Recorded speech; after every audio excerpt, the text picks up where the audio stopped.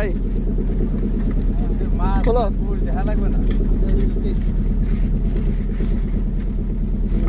নামাইতে তো আর কিছু পারে নাই রে হরিণের মাংস না এই তাতে এই সাড়ে নাই আপনার সাড়ে কাহিনী আছে তাদের সাড়ে সাড়ে সাড়ে দেন